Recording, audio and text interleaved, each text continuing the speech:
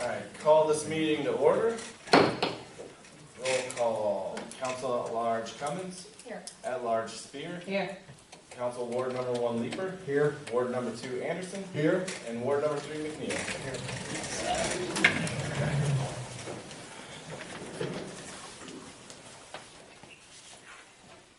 I pledge allegiance to the flag of the United States of America and to the republic for which it stands, one nation, under God, indivisible, with liberty and justice for all.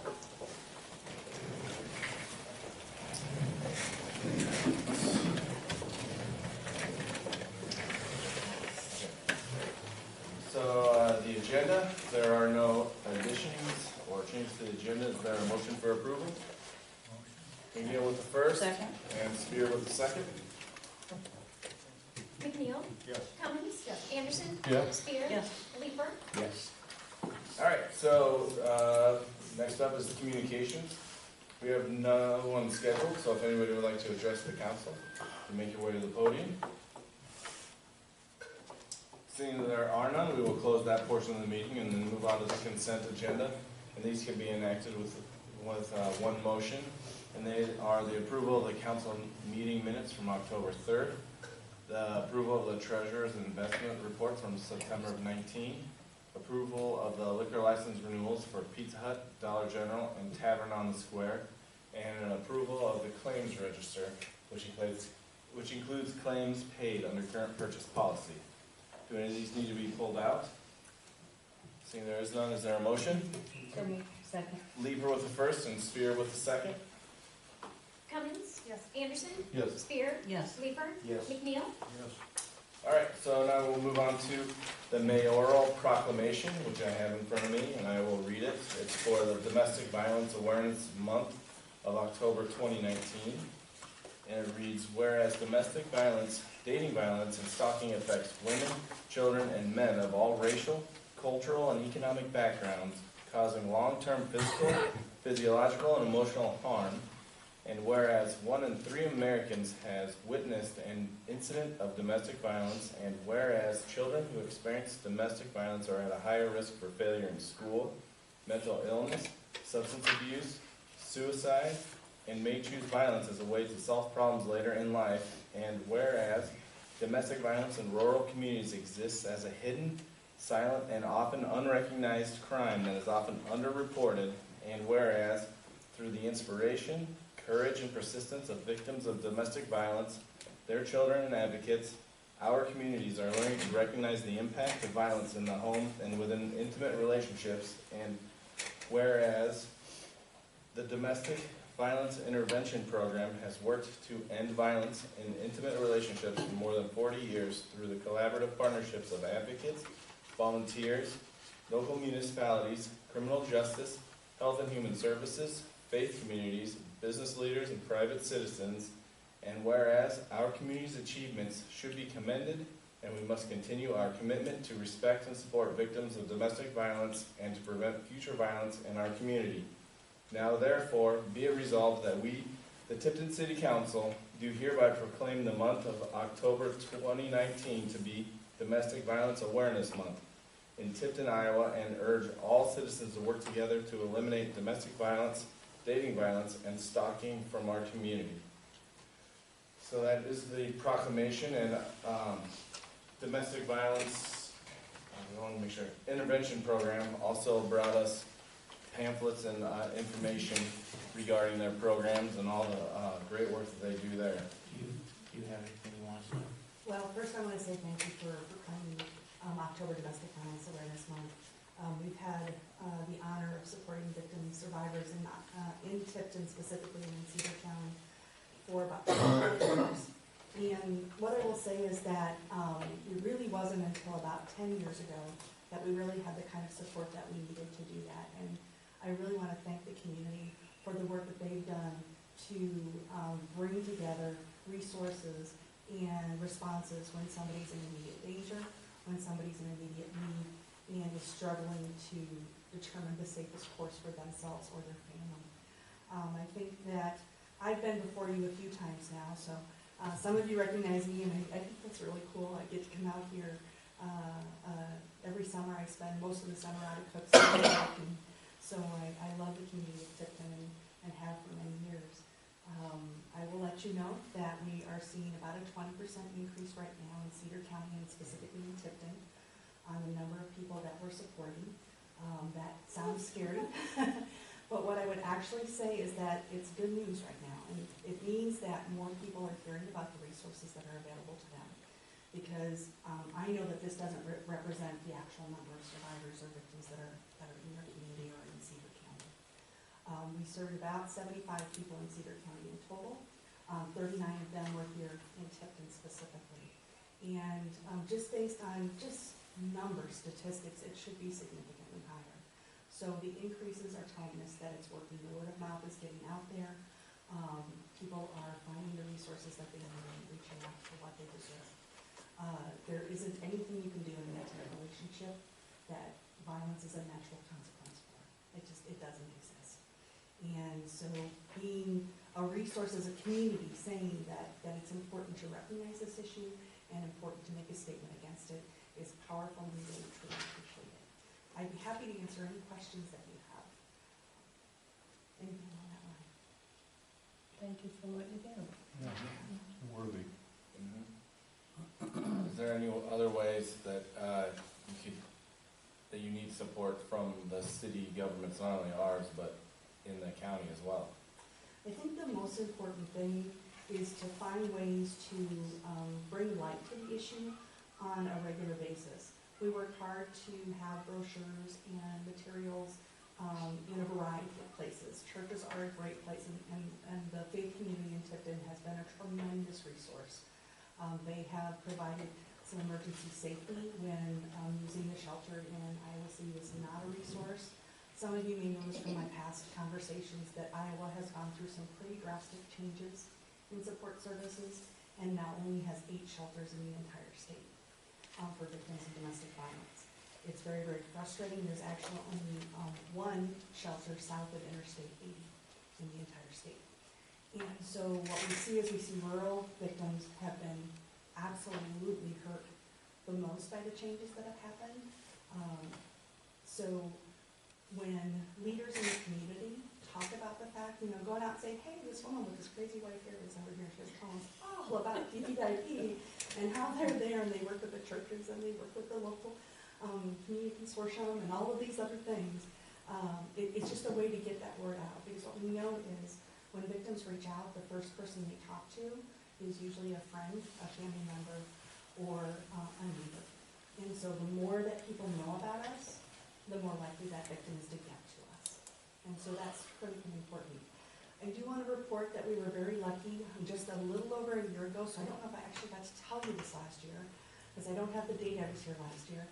But we did receive a federal award for rural services. And so we now have none of our advocates serve more than 2 counties, which is important, because in many of our programs across the state of Iowa, we hear everything from 4 to 15 to 19 counties that one advocate will serve.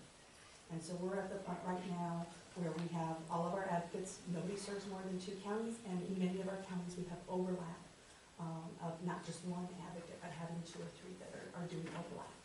And so we consider ourselves really honored and lucky to be able to do that.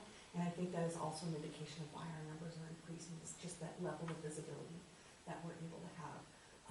And I can't name it as more critical than anything in a rural area. So.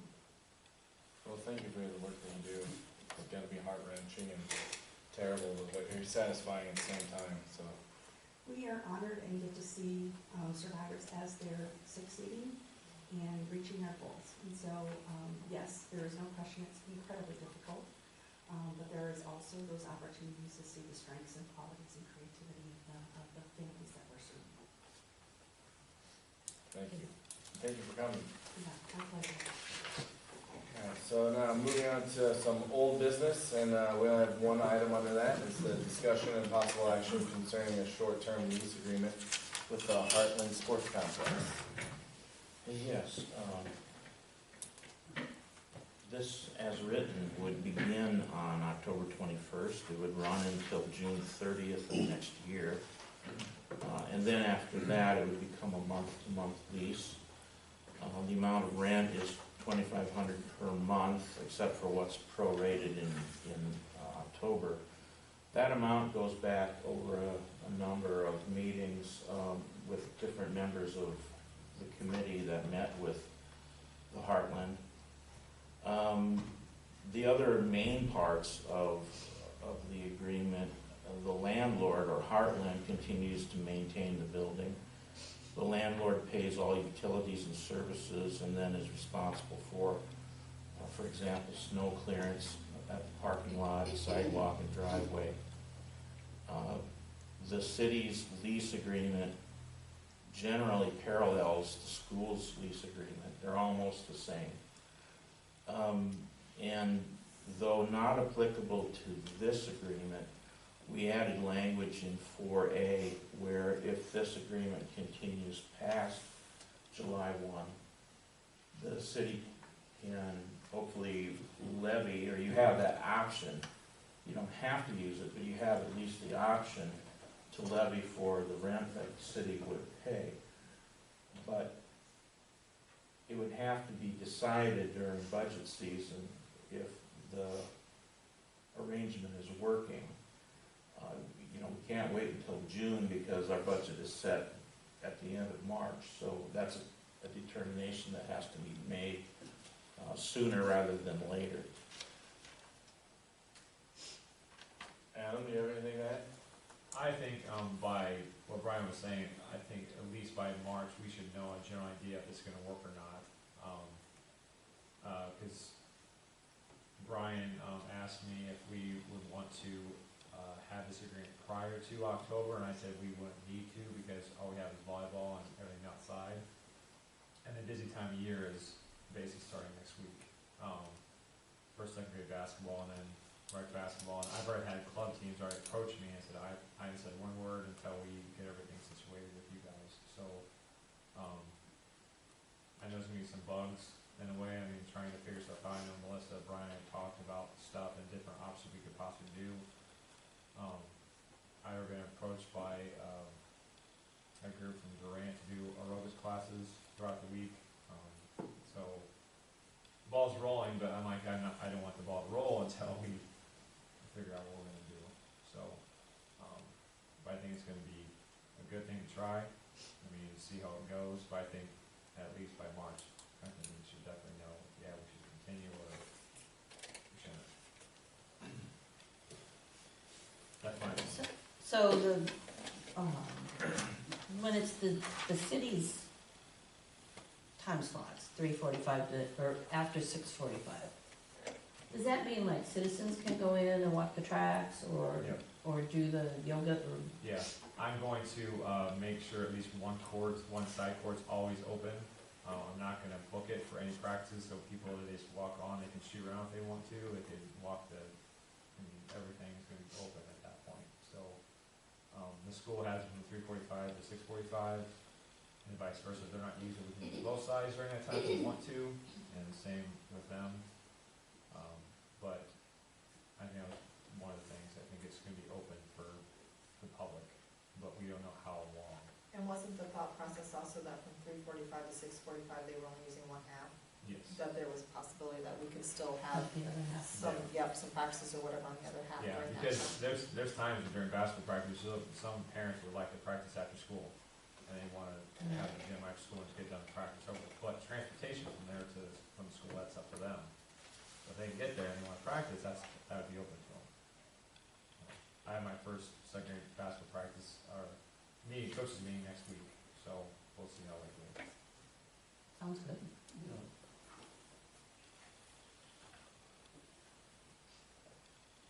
Alright, so then what guidance are you looking for? It would be a motion to enter into this agreement. Also, Second. Cummins with the first and Spear with the second. Cummins, yes. Anderson, Yes. Spear, Yes. Leeper, Yes. McNeil. And not to move new business, and it's, first one is discussion of possible action concerning the repair of the exterior cracks at the Family Aquatic Center. Mr. Spangler? How's it going? If you guys seen pictures, Tyler Rose put on Facebook for the mural is all done. I think it looks amazing. Yeah. Yes.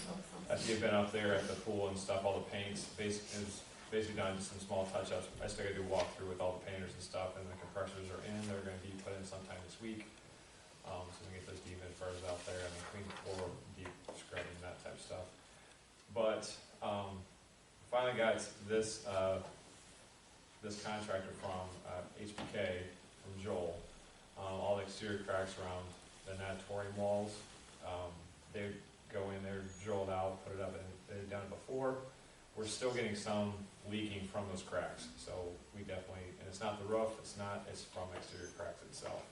So this is hopefully the last thing that we have to mainly do to the facility. A lot of the cracks are from the downspouts and stuff, or just from especially the south wall, which most of the cracks are, where the sun used to be in the north wall, but there's some on the east and west walls too. And HBK didn't mark it up at all. This is from strictly from, I think you pronounce it stump. Right? So. Any questions for Adam? It said, that they were booking like 120 days out or something like that. What does that mean for the middle of winter? That I don't know. I have to contact them because I noticed that too on this second sheet they gave you, this one right here. Yeah, how busy they are. Luckily Joel is from HBK got him to come out earlier than he thought, just to look at everything. So well, they knew how urgent it was to get something done. Who knows, it might now we get done the project early enough to get in. I have no idea, but I wasn't gonna say yes until we get approval or not approval of this.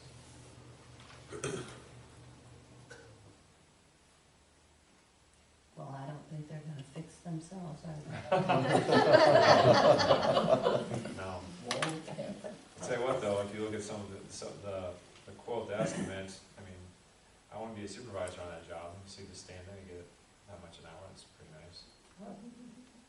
Run business. Yeah. Be a little fryer. If there's no other questions for Adam, I'll ask for a motion, if there is one. Anderson with the first, and McNeil with the second. Spear, Yes. Leeper, Yes. McNeil, Yes. Cummins, Anderson, Yes. All right, then to the second one, which is discussion and possible action concerning the big umbrellas at the Family Aquatic Center. These, I think about a month and a half ago, I came to you guys and said, yeah, this is, you approved $15,680. They came out, started doing all the repairs, the one umbrella that we did have up, they got in there and they found out there's a lot more wrong with that one that we had up, because they couldn't get it back down. So, actually, they didn't know what was going on. So they actually had the owner of the ACO and owner of Waterloo Tent come out to our facility and look at everything and say, hey, this is how much it's gonna cost. And then actually, what I'm proposing is actually less than what they proposed, because the one by the Lazy River, we're gonna get rid of that one. And the parts they did repair on that one, they're gonna put on that one, the other one, and then fix that one. So we won't have the fifth one on the north side of the facility, because no one ever sits there anyway. And we're thinking about, we're probably gonna put a sign there for next year, and all the tubes will be there too. Because I noticed the past couple of years, we haven't had a sign. We have a sign in every single area except for the Lazy River. So we're gonna put, instead of there, we'll put like a easel there and sign there for rules and tubes there. So it won't be like an eyesore with a piece of metal sticking out of the concrete. So, $6,147.65. And I double checked my math and he had the exact same amount. So that's what, I think I broke it down. Hopefully I did break it down well enough in the write-up. Are there any questions for Adam? Saying there is none, is there a motion? So moved. Spear with first. And McNeil with second. Leeper, Yes. McNeil, Cummins, Yes. Anderson, Spear. Yes.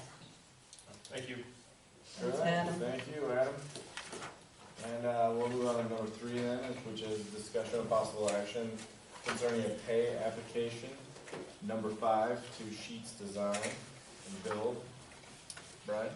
Yeah, this is as recommended by the engineer for $43,700, and it's for change orders approved previously by the council. All right, any questions for Brian? Seeing there are none, is there a motion? Lieber with the first, and then McNeil with the second? McNeil. Cummins. Yes. Anderson. Yes. Spear. Yes. Leeper. Yes.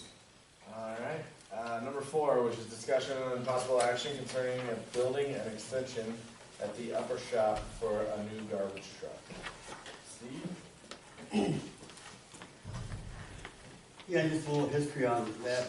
As you know, the new garbage truck is a little different than the other one, and one of the things that we added to this truck was a hood on the top of it, because, as you know, recycling can't be bagged, it has to be loose. And on windy days, when you're dumping loose stuff, it scatters over the neighborhood a little bit. So we put that hood on, realizing it would be a little taller, but now it won't fit in the lower shop. So we said, well, we'll just put it in the upper shop. All those doors are big enough. After having that in there this summer, we realized that that would be nice if it had its own little building. The garbage truck in that shop has a tendency to give an odor off for the entire shop. Just on warm days. And the back salt sand shed, I don't know, some of us were around when we converted that salt sand shed to just a storage area. And we put the new salt sand shed clear in the back, and it's huge, and we can store all our stuff back there, salt and sand. And the brine system's all back there too. But anyway, the guy said, hey, why don't we convert that building, take all that water stuff out of there. We can get that new truck in there because it's got the high door. Did you get that picture in your packet? Okay, good job. But it's a little short. It's tall enough, but it's a little short. So we said, well, we'll just build onto it. And we were going to just do that ourselves. We've got too many things going on with that sewer project and other things. So I went over to Randy Shoemaker and said, what would it cost just to put 8 feet on the end of that building, use the same overhead door, move that out, just 4 posts, one rafter, and the metal, and you guys move the door. And that's what you're looking at, $3,440. What we also would do, and we do it ourselves, we cut in a walk-in man door as well, because right now there is no walk-in door. You have to open the big door. So that's what I'm coming to you folks for tonight, just to, as an option that we could possibly convert that to a more usable space. It really wasn't used very much anyway. We used to have Keith Woods' old tonner dump truck in there from the cemetery for a while. So, questions on, it will help the shop smell better. Right? It sounds like you're repurposing a building that was just kind of there. Kind of there and just about big enough. But Roger does a pretty good job cleaning that truck up, but it wouldn't pass my wife's inspection. Any questions for Steve? Yeah, no, you have to use what you got available. And just, if it needs fixed, fix it. It's gonna work out. We'll probably eventually we'll put a floor in it and hang a heater in it and do a little more insulation. But I think it's gonna be perfect for that truck, though. Well, you need to maintain the equipment, and that's the best place, Thank you. feasible place to put it. Roger it's big enough, Ross, so he can get around that truck, and I think it's 16 feet wide. He can get all the way around it and grease it and do all the maintenance in that little building. So, and I can watch him out the back window. So. I told him that the other day, too. Like he needs it. There's no other, He might not have been paying attention. there's no other questions or comments for Steve or for a motion? It's in your budget, Steve. Oh, yeah. Gabe, We, take it up with you. I went to, as I usually do, I go check these things out with Melissa. I said, is there any, no, we don't have that specifically in the budget, but we do think family can split that 3 ways with, food garbage and recycling, paying thirds, and streets paying a third. So it's pretty easy to digest it that way. Motion. Anderson with the first, Second. and Leeper with the second. Cummins, Yes. Anderson, Yes. Spear, Yes. Leeper, Yes. McNeil. Yes. All right. Thank you, Roger. We'll be happy. Thanks, Steve. Number 5, which is discussion of possible action concerning the street capital improvement plan. Melissa? You all should have hard copies of what is also up there for everyone to see. I don't know if you want to just stay that way or if you want to be probably just easier, and I'll talk this way. This first version is what we used during the budget process last February. This was our first CIP for streets. It helped us kind of have a timeline and a plan of attack for them. One thing to note on here is down in that 1920 fiscal year is the 410,000.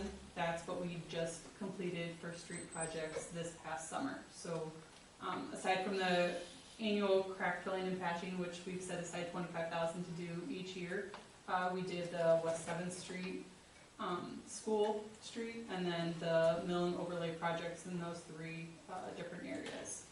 So that is what has been completed and what made up that 410,000.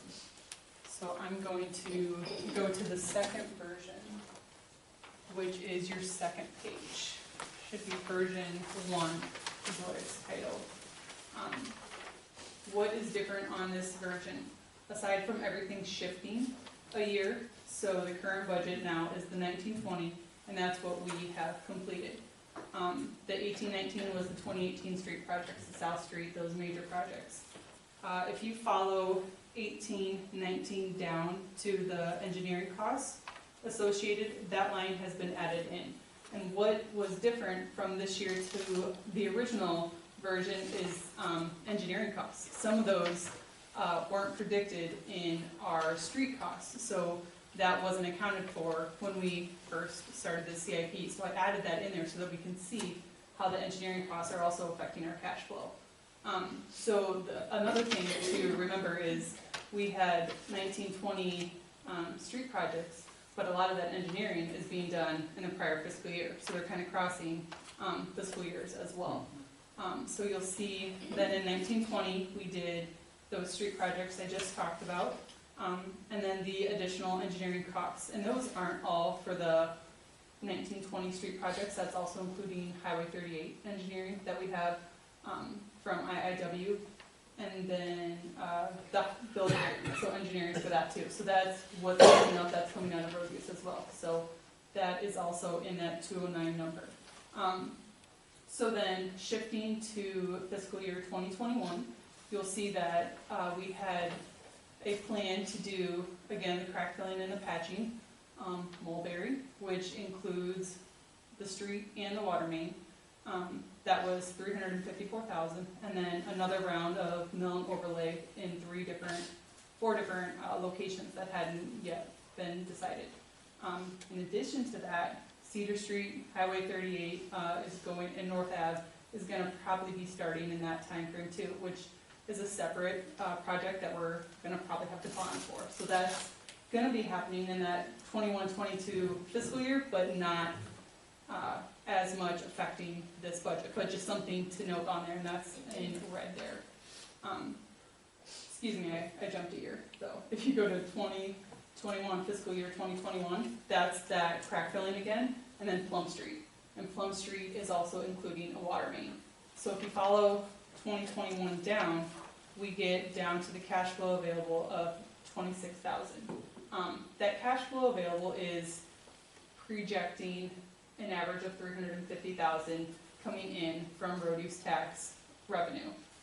That is a very low projection. Normally, we've been getting around 402, 416,000 actuals, but in order to stay consistent and stay on the low side of what we're expecting to come in, so we're not overestimating, 350,000 was a better number to estimate for that. So that's why you'll see the 416,000 was an actual number, and then in 1920, that 391,352, that's what we budgeted.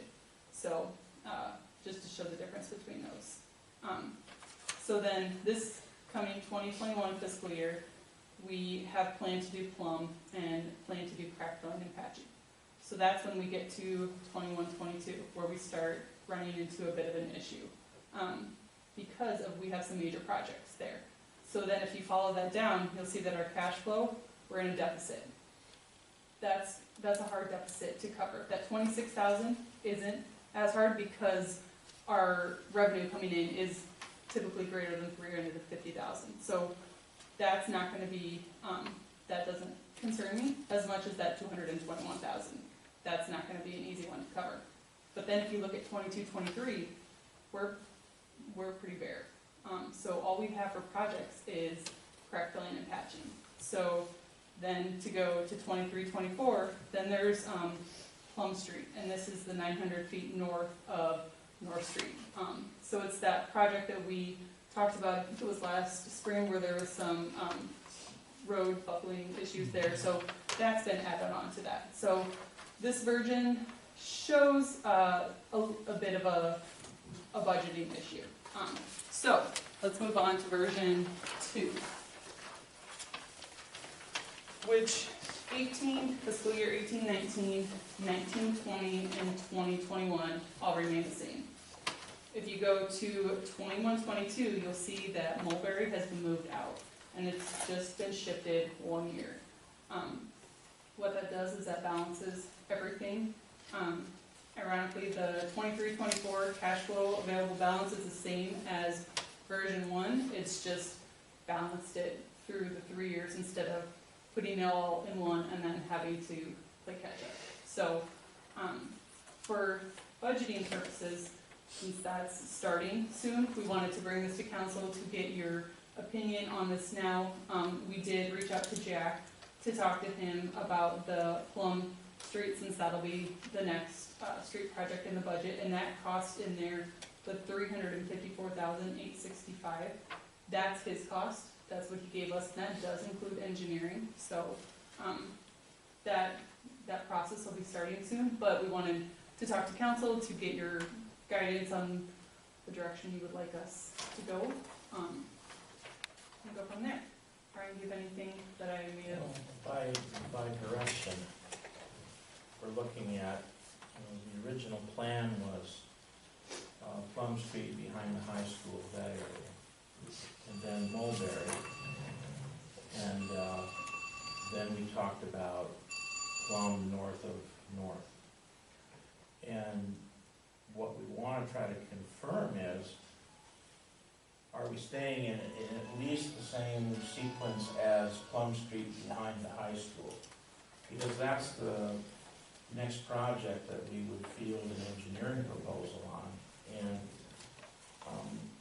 I'm hoping that we can get it engineered this fall, like we did last year, so it can be bid early in calendar year 2020, and then done next summer, just like similar to what we did, for example, the street running by the grade in middle school. Now, the out years can be changed, if you wanted to go away from Mulberry and program something else, if you want to bring in North Street or North Plum, you can do that too. But our main question is, for the upcoming year, Plum Street, do we want to, or does the council want to keep that as your next project so we can field an engineering proposal? You don't necessarily have to decide tonight, you just wanted to introduce the situation to you. And that's where it leaves the 26,000 deficit. Is that the one? Right. Yeah. Okay. Brian, I might add, this might make a difference. That water main on, between 7th and 5th on Plum Street is very brittle. And I think we've had 4 breaks in those 2 blocks over the years. And it's not very deep. There's some issues with that as well, which may or may not keep it in its current position in the schedule, but I just wanted to throw that out for information. And it's 4 inch? Is it 4 inch? 4 inch, I think, yeah. I'm pretty sure it's 4.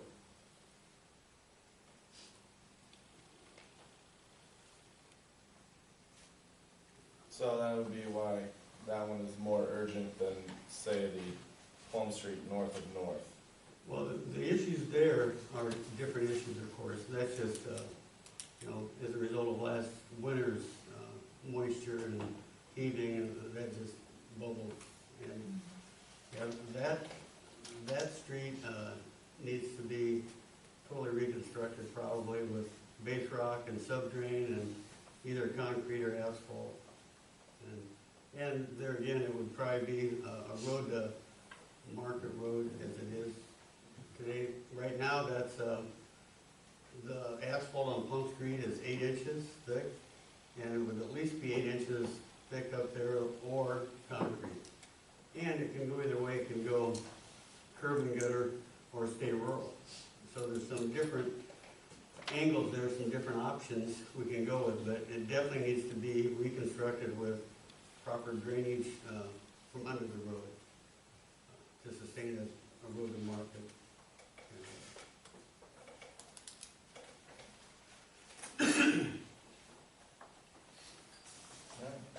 Any other questions for Brian or Steve or Melissa? So I guess the question is, do you want to decide what the next street project is tonight, or would you like to table it and I'll put it on the next agenda? I'd like to see behind the high school. I'm sorry? You'd like that project? Behind the school. Anyone else want to vocalize or put it off? Are you basically asking us if we prefer a version 1 or version 2? No. No. He's asking, there's 2 different versions of Plum, 2 Yep. different areas of Plum, so we're asking if you prefer us to continue with the original plan of Plum behind the high school, or do north Plum. Oh, okay, yeah, I didn't find this Or do Or something different with else. Mulberry? Yeah. Or some street we don't even have on the list. That street behind the high school. Well, heck, Yeah. that street.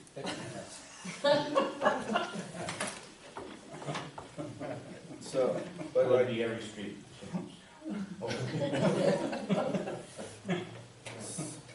so patching, just to make sure I understand what is considered patching, like on West 8th Street, there's a horrible area that your guys have been able to fill with the pothole filler, but that's kind of, I think it's right after, West 8th? yeah, back by where the alternative high school used to be. That's pretty good. So would that be considered patching, like somebody would come in and tear that up and put a patch there? Pretty close to where the old railroad used to be. Yeah, right exactly. there, yeah. Is that something that would be considered patching or a whole road project? You mean to fit this line? Yes. Well, I would say if they use that, the new machine that they've been using in different places, that would fall under that line. Okay. Then there's a couple of gravel patches on West 3rd, West 3rd, those were a couple of places that bubbled up last. but would that be considered patching? Well, I would consider that patch work. Okay. If you know, on West 11th, they're Yep. same thing. We ended up pouring that out and putting tiles in and getting it to a storm sewer that is right there. And I think that area now is ready for an asphalt patch because the subdrain is been installed. So I was to make sure that those projects would be under the patching? Those would be patches, I think. Okay, Yeah, and I think that would hold for a long time with those. I don't know of any other places in town where we've had roads bubble like that, soft, frost boils. mhm, Well, in my time here in 15 years, I haven't seen that. So those were extreme cases, but I think they can be dealt with effectively, just on a spot-by-spot basis. okay. On Plum Street, you're talking about behind the high school, is that making, from Fifth Street north to 38? Yes, Yeah. 30, yeah. 130? Yeah, 130. Yeah. 2 Okay. blocks in there, yeah. Yeah. And nothing south of Fifth Street? That's all been reconstructed in the last, since 2002 or something like that. That's the only 2 blocks on Plum Street, aside from north Yeah. end of Plum Street, that Yeah. hasn't been reconstructed. That's been a pretty rough spot for a long time. A lot of heavy traffic there too. And, there's heavy truck and farm traffic occasionally comes through there. Mhm. So, I say do that patch on Plum from Fifth. I'd like to, if there's any way possible, if we could move up north of North Street at some point, I personally would like to see that. I have no idea how that would fit with everything else, but, They both need to be done. yeah, I know. It, Gotta have priority. the rural profile, I think, was estimated at 353, Yeah, that's what this says. 358. Maybe And the other one was close to $1 million, wasn't it? to do curb gutter and Yeah, concrete, yeah, I don't remember what, but it was significantly yeah. more. And from what I understand, at least there's some desire not to do curb and gutter if it means assessment. Yep.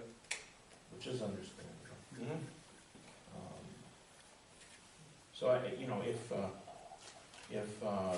want to go ahead and motion that two block area of Plum be the next project, when we come back with the budget, we can do scenarios that involve Mulberry or that North Plum area. That sounds like a winner. Sounds good over here too? Awesome. So, do you need a motion for that, or Yeah. just that guidance? Okay. Then, is there a motion to go ahead and, sorry, I was kind of almost angelic there for a second. Yeah. There's a motion to proceed with the current CIP that we have, but also have an option on north of North Street, on Plum. Is that correct? But the next project would be the 2 blocks. Yes. Right. All right. McNeil with the first, and Leeper with the second. Anderson? Yes. Spear? Yes. Leeper? Yes. McNeil? Thanks, Melissa. Clemens? Thank you. Thanks, Melissa. Thank you, Steve. All right, so the next one is discussion and possible action concerning the approval to start a recodification process. It is time to begin the recodification process. This was something that we budgeted for. So we are requesting permission to begin this process. We've been talking with Summer and Corey, who did the last recodification. So we have been in contact with them, working through the beginning stages of the process. And we would start with the very simple items to begin with, and then would go into the much more complicated ones at the end. So right now, we're just asking to allow us to begin the process with the budgeted $5,500. Yeah, it would redo the city code to include ordinances passed since the 2014 code. And then it'll bring our code section in line with any legislation that may override what we have. But I think in doing it in segments of the city code, it could give, for example, Lisa a chance to review the sections that pertain to her, you know. Is there anything that she has a concern about? I in particular would like to look at zoning, subdividing in that area. Now, I don't know if I could change anything or suggest anything better, maybe I can't, but I want to try to find some time to look at those, just to see if there's something else that we could consider. Now, zoning would be planning and zoning would be involved with that too. But first, I want to have some time to see if I see anything. So it won't be everything in the code all at once. It'll be section by section. All right, so if there are no questions for Melissa or Brian, is there a motion to approve So moved. this process? Spear with the first and Leeper with the second? Spear, Yes. Lieber, Yes. McNeil, Cummins, Anderson. Yes. All right, the next one is discussion of possible action, see if the council has any interest in developing a scholarship that would send an applicant to electrical line school as a forgivable loan that would be then forgiven by working for the city's electric utility. Right? Yeah, this was an idea that we talked about sometime last year. And then it came up again because we've had turnover of 2 electric employees and 2 hiring processes in a pretty compact amount of time. And as we were finishing one of the last interviews on the second process, we started talking about last year's idea again, you know. Could we sponsor someone who would hopefully have a tie to the city, to Tipton, send them to school, and it would create a forgivable loan obligation, but then they'd come back and they would work off the scholarship.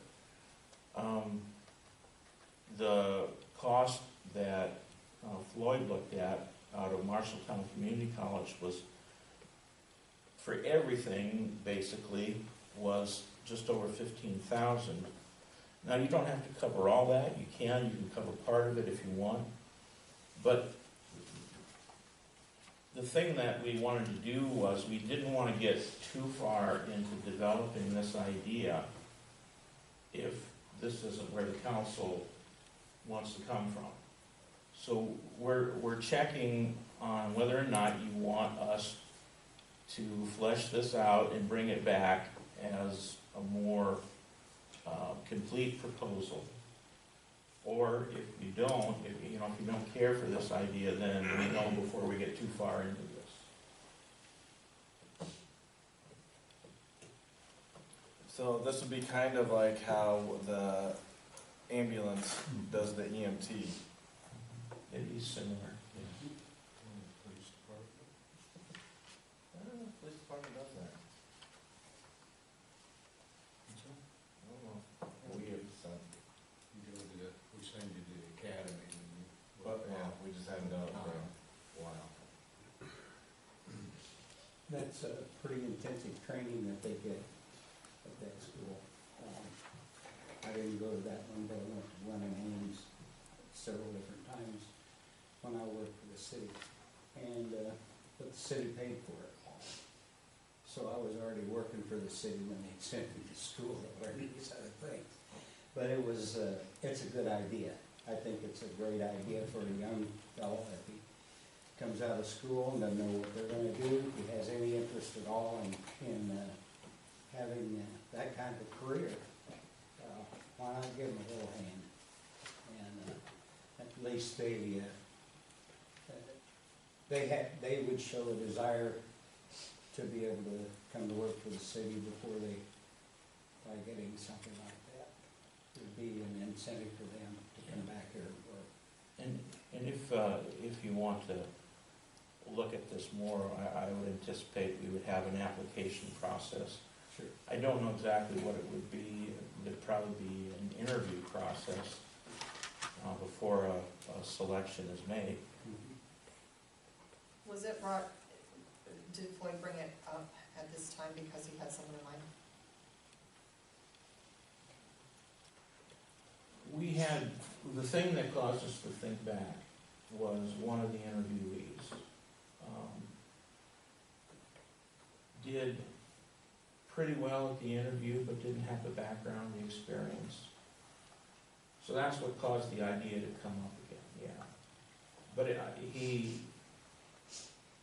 the idea of pre-selecting someone, we didn't want to get into that. We wanted it to be an open application period.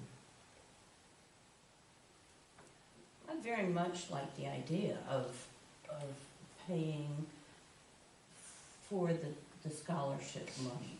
Because I think we've all learned that if they're not going to stay along, or REC will come in and buy it out, so we would recover our money if in fact the person would leave before a time frame, a certain time frame. What I'm really uncomfortable with at this point is that by moving ahead with this, I think what I'm understanding is we're going ahead and giving the green light to hire a fourth lineman. Is that correct? Well, yeah, if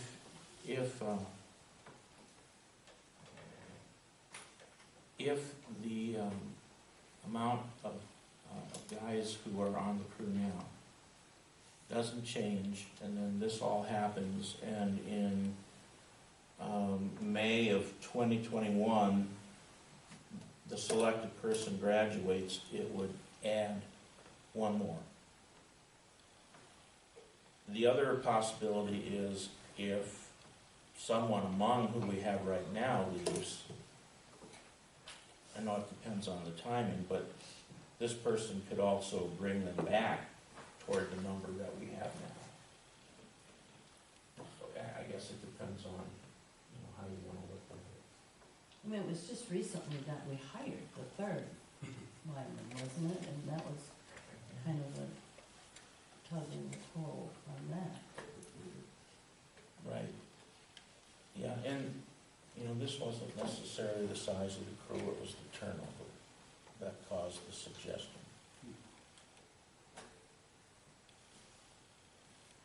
The school is a full-time, like, when they sign up for the scholarship, it's 40-hour weeks and they're gone for a year? Yep. A full year? 32 and a half 1 credits year. should be almost, 1.5. So I guess, I don't know, I just want the council to understand that by going ahead with the approval of this, you're going ahead and giving free rein to hire a fourth lineman. I'm not sure I would agree that the need is there for that at this time. But it would set a tool in place just in case somebody jumps ship. See, that'll be tricky, because now, let's say you do send somebody, but then nobody does want to leave.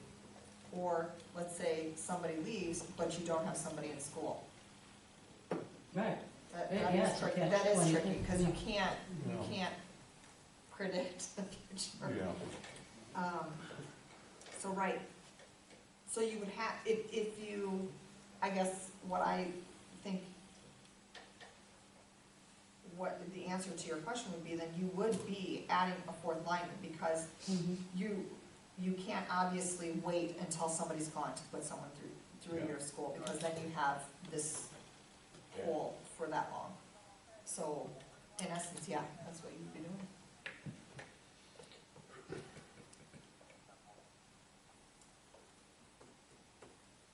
But then this fourth lineman is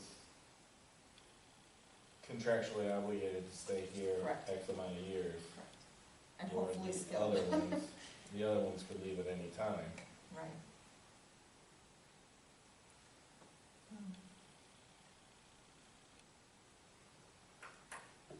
All right, well, looks like. Well, I had a conversation with Melissa. the fourth lineman would, I'm not sure if the need is because they have to work so many late nights for overtime, for calls, or would it be projects that were eventually going to get completed, or? I think it was, when you looked at adding the one earlier this year, the idea was, I think, to try to do things more in-house than hire contractors. Right. And I guess it was proposed to add a couple, and you ended up adding one, with the idea being along those lines. So I don't think there's an overtime connection.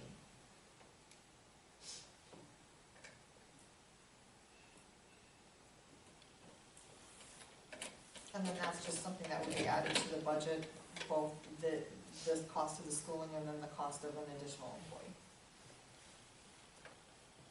It might be paid while they were gone. Well, no, but I mean, it would still have to be added into the budget for the following year, Mhm. right? Yeah, but we don't have to pay it all either.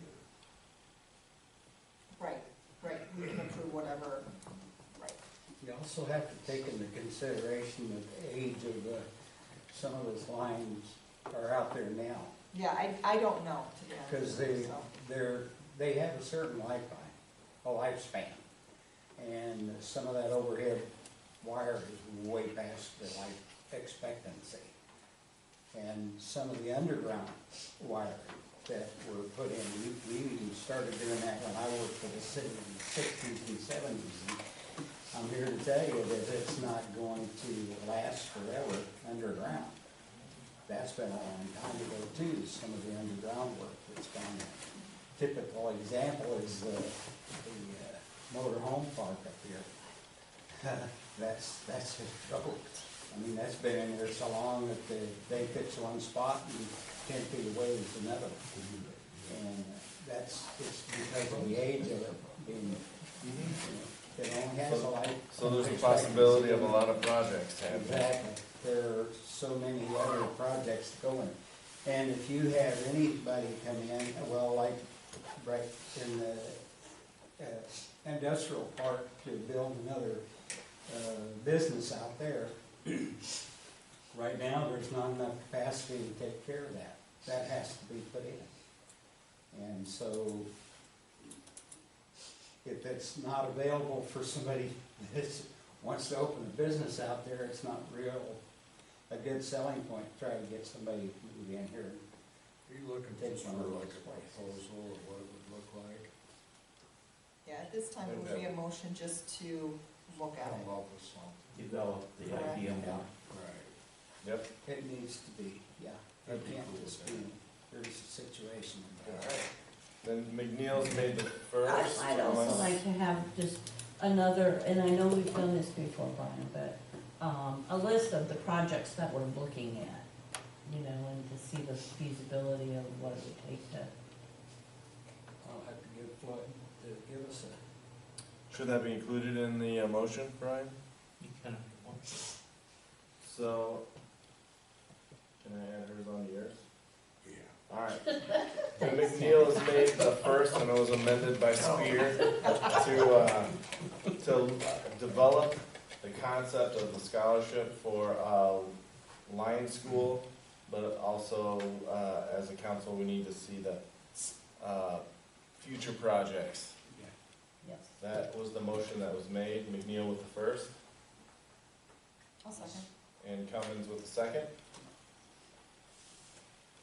Clifford, Yes. McNeil, Yeah. Cummins, Yes. Anderson, Spear, Yes. Alright, so number 8, discussion of possible action concerning Penny Webb and Sherry Slayton being appointed to the Development Commission Board. These are two chamber seats, I'm Yeah. sorry.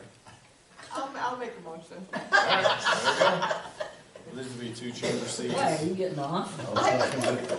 Right. Oh, we got it. I'm just gonna be leaving in about 10 minutes. Oh, second. And McNeil with the second.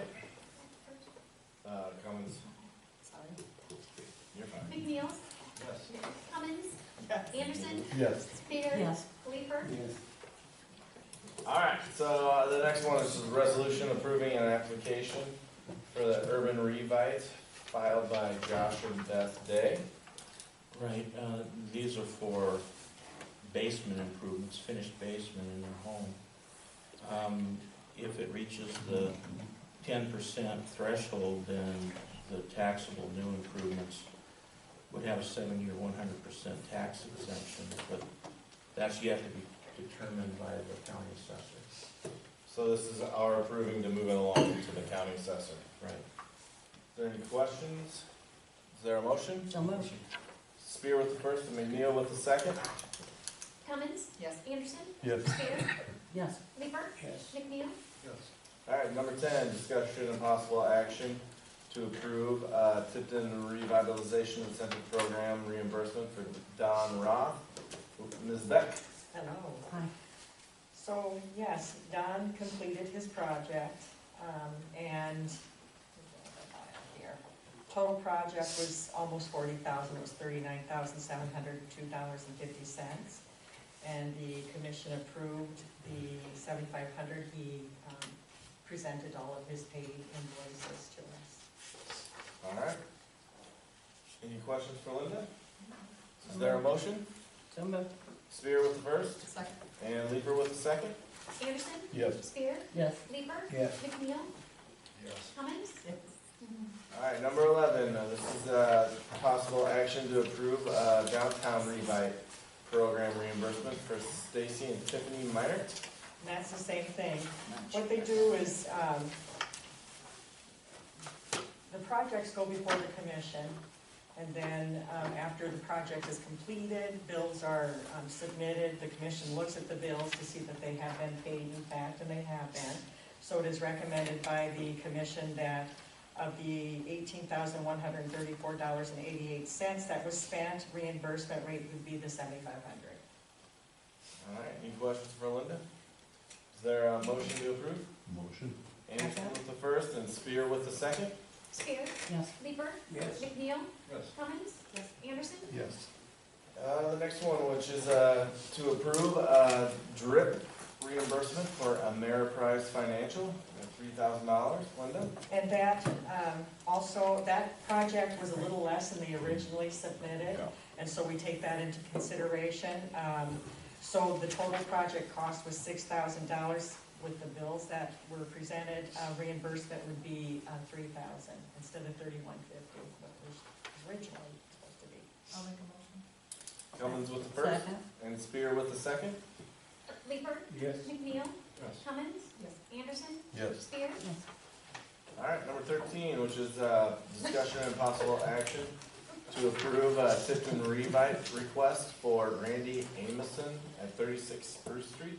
Right, so he is doing a little bit of expansion, well, he's painting and he's digging a pit for the sandblasting and new doors. And so his total project was $11,748. And the commission, looking at what he was gonna do, approved $5,874 to begin the project. Alright, any questions for Linda? Is there a motion? So moved. Spear with the first and Leeper with the second. McNeil, Yes. Anderson, Yes. Spear, Yes. Leeper, Yes. Alright, next one, which is a discussion and possible action to approve a DRIP request for Stewart and Paula Werlin. Right, so they are working on the exterior of their building with windows.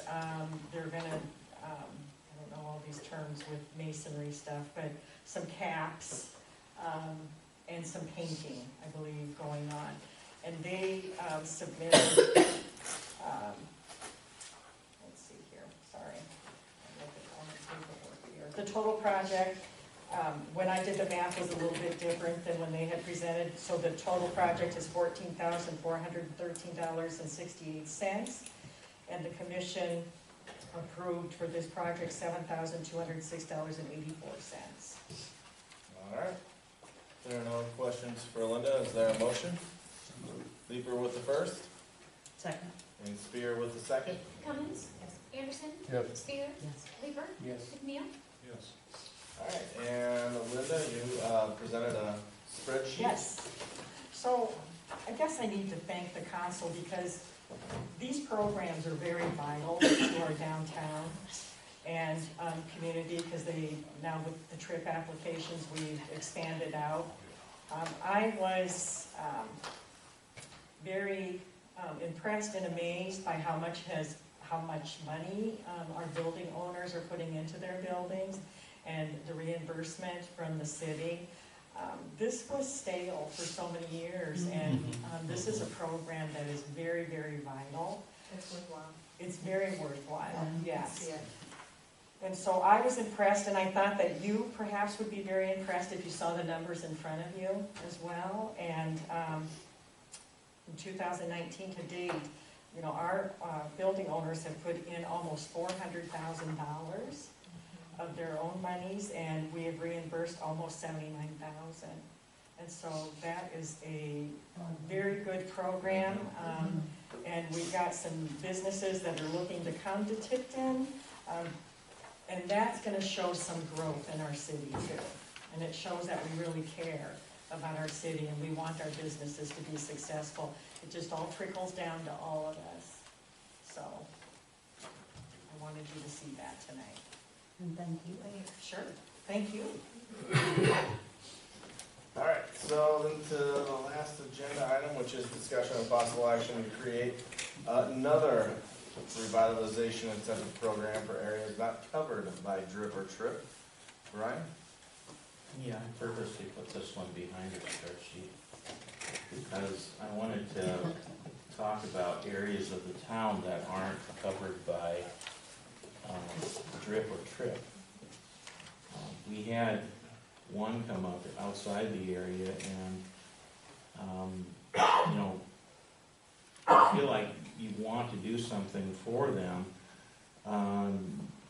So we tried to come up with a way that we could, and Floyd, Virgil, Melissa, and I met, and what we're proposing is that we take $20,000 from the electric budget, $20,000 from the gas budget, so $40,000 total, to create a grant program that would have basically the same application processes as do DRIP and TRIP. We'd have to, for the current year, do a budget amendment to identify this, but it would give an opportunity to others who don't fall in those TIF areas to have a chance of getting these grants. The one thing that I was asking you to consider was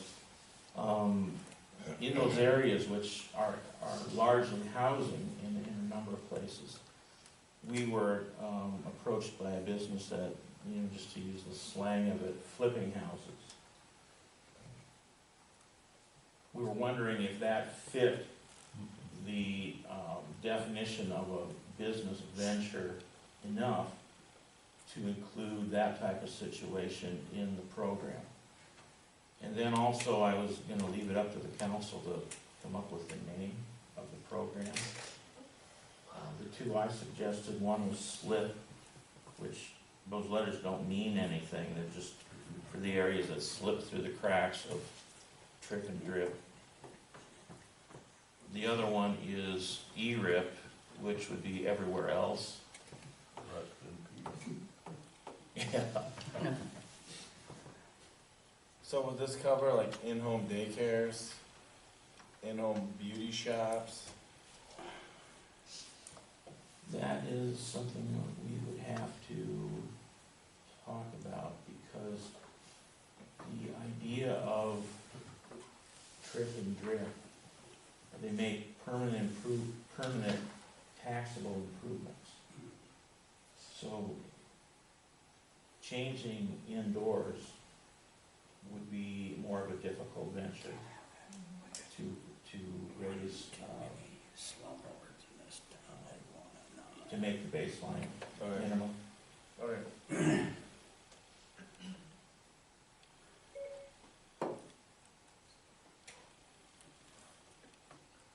So then are you looking for the motion to Name it. further this, or do we put Pam in charge of naming it? Yeah, let's do that. How about strip? somewhere else in Whoa. Tipton. How about slip? Yeah. Well, some of the projects that I have seen by some people here in town are not completed. They're just, they get so far and then walk away and leave them alone. And to me, that's, I'm for it, by the I way. don't I'm like for that. it. I don't like to see that. If you're gonna do a job, get it done. All right. No motion to move forward. Feasible. I mean, Neil's made the motion to move forward with this. Oh, go ahead. I don't know, I don't think you had a name for it. Yeah, I think we should slip a flip. Yeah, All right, so there's been the motion to table. look into this more. Yeah. I'll second that. Anderson with second? Anderson, Yes. Spear, Yes. Leeper, Yes. McNeil. Yes. All right, so now we move down to the reports, the mayor's report. I do have something, the next meeting, which it should be November 4th. I will be out of town, so I'm suggesting that we move it to November 6th. So, because I will be out of town at a conference, school council conference, and I'll be back in town on that Wednesday. And I promised Pam that she wouldn't have to do any more meetings, so. In fact, I shared with them last meeting. So if that's all right with everybody, we'll move it to November 6th. Already got it down. Yep. All right. Other than that, between now and that next meeting, though, Halloween will be happening. So please keep an eye out for the little ones as they run around from dusk till everybody's done. That's it for me. Council reports, committee reports, city managers report. If it's possible, the meeting on the 6th is going to be pretty important in that I'm hoping that by that night we can introduce the two things having to do with mainly electrical poles. It would be a new version of a pole attachment agreement. The other one would be an ordinance about right-of-way use. The thing that motivated it was the recent alley project downtown. What we'd like to do is get to a place where if the city removes its infrastructure and puts it underground, if it's aerial and you put it underground, we don't want other infrastructure to be aerial. We would like to see poles removed. We would like to see Mediacom, Windstream, or whomever go underground as we do. The other thing would be, we can, to relocate if we need to. So it's a pretty long ordinance. That was the focus of doing it. I'm hoping that we're gonna have it for you at the next meeting. There's also going to be, 2 appraisal proposals for the 2 parcels at the airport. We're also going to have a draft of a contract for Melissa. And the 6th will be the first opportunity to see what goal-setting dates the council would like to use. Now, it doesn't have to be that immediate, but in case you know by that day, it would be a chance to settle on the date. All right. Thank you, sir. Department heads? Mr. Brennan? Just climbed out of a combine, so sorry if I look a little ragtag, but, the lynch bid that we got recently, and we did part of that, I sent you guys some pictures by email, that was the one down there at Second and Orange. Really glad to get that one done, that was a major I&I source down there. It's done. Now, that was a 3-parter, 3 manholes on that bid, this was like back in July, that we approved this. Something has developed on the other 2. The other 2 are dead-end manholes. We experimented. We went in with a power saw and aeration, and we went in and we were able to saw out the bottom of those manholes and make an open flow line that is something that we can work with for lining. That was the whole purpose of replacing those two for lining, because you can't line through a dead end. So the fact that we were able to go in and modify them and make them so that we can line through them eliminates having to take them out, and it saves a lot of money. So I'm proposing, and I don't know if I can do it on reports, I may have to bring this back to you, but I would like to get your impression of this tonight. Okay, so the bottom two segments of this $25,000 bid, I would like to either forget and save the money, or I'd like to utilize it on another known area. Okay, next side of the story, or the rest of the story, we found a major crossover I&I at the intersection of 4th and Lynn. We were actually getting backwash water out of our sanitary sewer and crossing over into the storm. And we found it. It's kind of a miracle we found it, but we found it. That manhole in the middle of that intersection, also at Lynn and 4th, is a known grade 5 defect according to the SSES done by McClure. I took Lynch up and we looked at it while he was in town. I said, could you tear out this manhole, replace it, dig 40 foot north, replace the pipe, fix that storm pipe? Could you do that for this $15,000 balance that's left? If we knock it, basically swap the two dead ends, forget them, and do this little project instead. He looked it over, took measurements, went back, put his pencil to it. He said it's gonna be tight. He said he might not quite be able to get it done unless we brought the rock. I said we could do that. So what I'm asking you guys is, could we go ahead? I think it's a good swap. It cuts a whole bunch more iron. The problem is, if you're losing backwash water from the sanitary, when it rains real hard, you're doing just the opposite. You're taking rainwater in your sewer. So it needs fixed. I'd love to fix it before next spring. I can bring you more detail next meeting. I hope to get it on this one, but we got busy on 13th Street. I need to get it done. For it? Yeah, there we go. Can I just go on your impression, or should I, Brian, should I bring more for? I think it would be one, I don't think it would hurt to approve it after the fact, go ahead based on this consensus. And then we can probably put an item on next time. You bet. So yeah, just to make sure, you guys in-house took care of 2 issues, which then freed up the funds to take care of a severe issue. So we're getting more done. Yeah, Yeah, that's great. Yay. We can't trust you, who can we trust? well, thank you. I don't know. I don't know.